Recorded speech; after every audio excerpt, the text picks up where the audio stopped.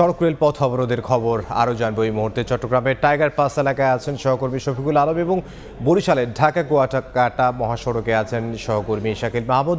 প্রথমে সরাসরি যাচ্ছে শফিকের কাছে। শফিক, রেলের পথ এবার চট্টগ্রামে সড়ক অবরোধ করেছে শিক্ষার্থীরা এবং চট্টগ্রামে যে টাইগার পাস রয়েছে সেখানে 5টি সড়ক যেগুলো চট্টগ্রামের নাবি বলা হয়ে থাকে, এই টাইগার পাসকে পুরো টাইগার পাস এলাকা কিন্তু ব্লক করে রেখেছে। আপনারা দেখানোর চেষ্টা করি আমরা।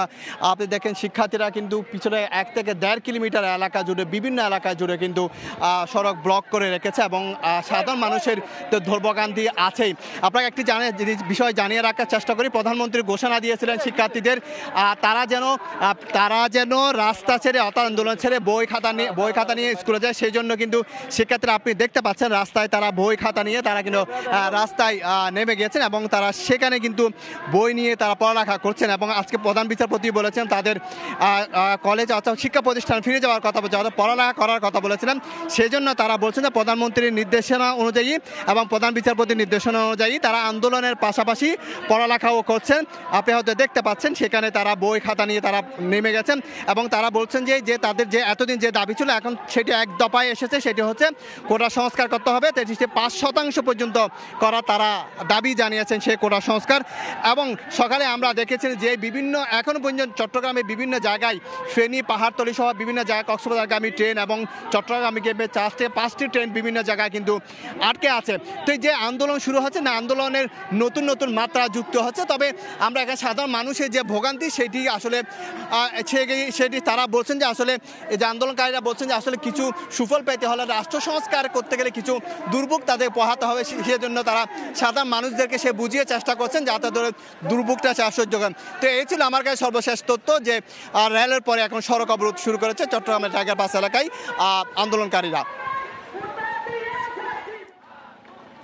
দেখুন, পূর্ব ঘোষিত কর্মসূচি অনুযায়ী ঢাকা কুয়াকাটা যে মহাসড়ক সেটি অবরোধ করে আন্দোলন করছে কিন্তু বরিশাল বিশ্ববিদ্যালয়ের শিক্ষার্থীরা।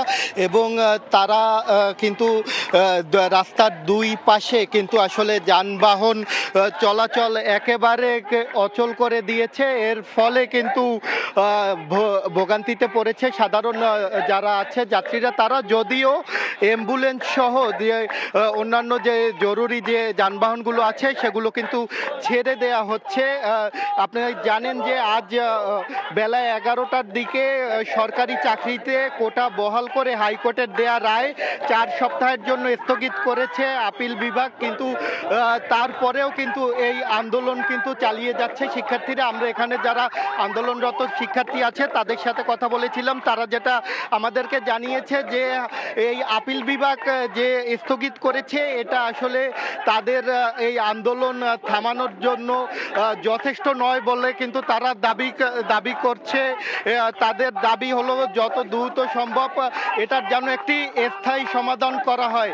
এর পাশাপাশি কিন্তু তারা আরও দাবি করছে যাতে দ্রুত সরকার এই বিষয়টি দেখে। যদিও এখানে যারা যাত্রী আছে তারা কিন্তু প্রতিনিয়তই ভোগান্তিতে পড়ছে এবং যেহেতু দুপুর 12টা থেকে আসলে যান চলাচল বন্ধ, অনেকেই কিন্তু দেখেছি আমরা যে পায়ে হেঁটে তাদের গন্তব্যে পৌঁছে যেতে। এই ছিল বরিশাল থেকে আমার কাছে থাকা কোটা আন্দোলনের সবশেষ। বরিশাল থেকে শাকিল মাহমুদ এবং এর আগে চট্টগ্রাম থেকে সহকর্মী শফিকুল আলম।